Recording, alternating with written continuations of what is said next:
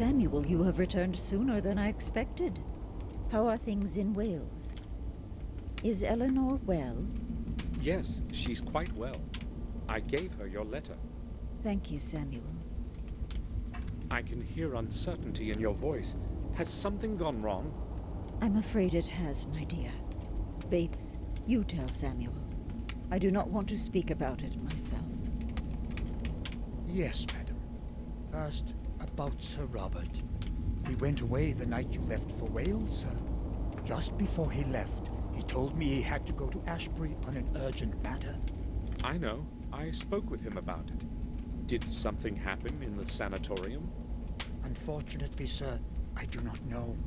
Sir Robert did not return home that night. In fact, we have had no news of him since then. Maybe he had to stay there. He told me he had a lot of work. That is what we thought too. But the head nurse told us he left the gates of Ashbury just before midnight. That's strange indeed. He would often stay at the sanatorium for several days in a row, but he would always let us know. We do not know what could have happened. Bates, do not speak like this. I'm sorry, madam. I did not mean it that way. We'll wait until this evening and then call the sanatorium. Maybe Robert will have returned by then. Bates, you started to say, first, about Sir Robert. Is there anything I should know? Yes, sir. I just don't know if I can speak about it in front of madam. Oh, go ahead, Bates. The thought is inevitable anyway. All right, then. Detective Collier showed up this morning. I thought he had come because of Henry's drowning, but I was mistaken. Someone from the village found a body of a boy in the woods. Collier came here to inform us only. This time he spared us his questions. A body of a boy? What happened to him? Detective Collier suggested that the boy had been killed by the wolves. Did he mention the place where it happened? No, I did not want to ask him about anything.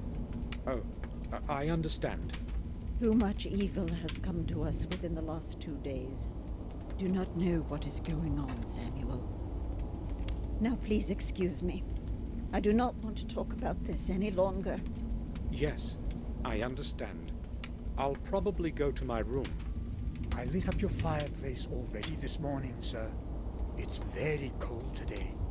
Robert said something about a runaway patient before he left.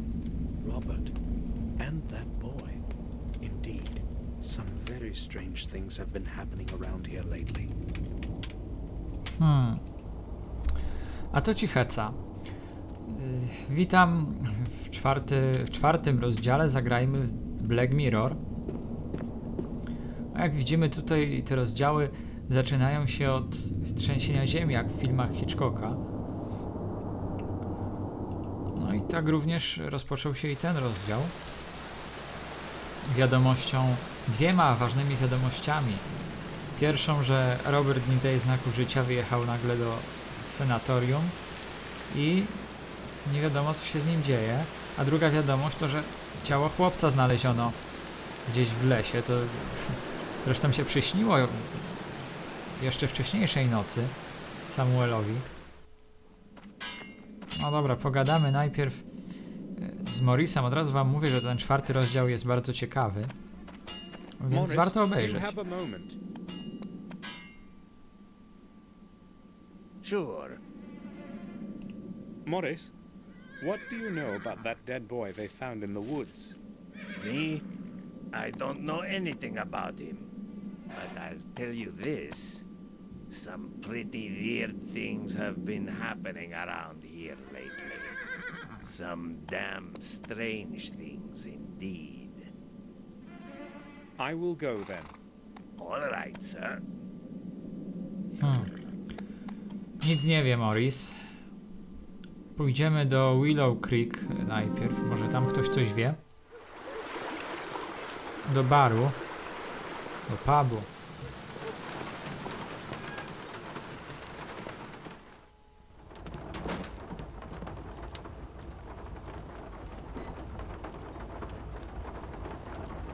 Master Gordon, have you heard what happened? Yes, I have. Poor boy. And I was so mean to him. I hope someone kills that beast of a wolf real soon. I'll hang its stuffed coat above the door. You can count on that. How do you know it was a wolf? Well, what else could it be? It was a wolf, that's for sure. Maybe. Czyli okazuje się, że to ten chłopiec, który tutaj wybił szybę piłką, czyli Wik. Szkoda chłopaka, bo fajny był z niego gość, sympatyczny. Pomógł nam trochę. Go ahead, but make it quick. Have you heard what happened? Yeah, it's terrible. You know, I don't get distressed easily, but this boy, I feel sorry for him. They found him torn to pieces. Those damn beastly wolves. I'd like to see traps set all over the place and shoot whatever the traps don't take care of. Where did it happen? Close to the old mines, right around that bloody altar. Stonering? Yes, there. That place is haunted. Czyli tam, gdzie Samuel niedawno przebywał i zastrzelił wilka właśnie. It's an evil place. Poor little Vic. Stonering. I used to play there as a child too. I should go have a look around there. No to idziemy obejrzeć miejsce zbrodni.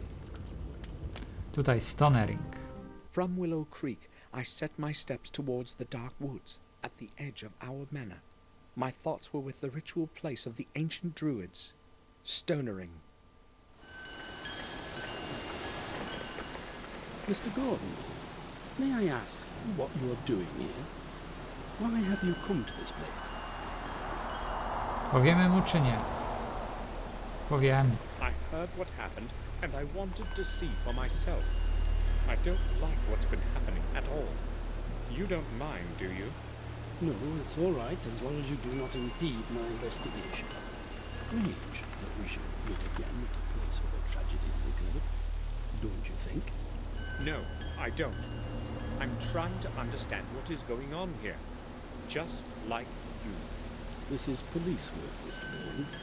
Things have been getting more and more complicated recently, and I don't need more added confusion. No offense intended. None taken. I quite understand. Can you at least describe to me what happened?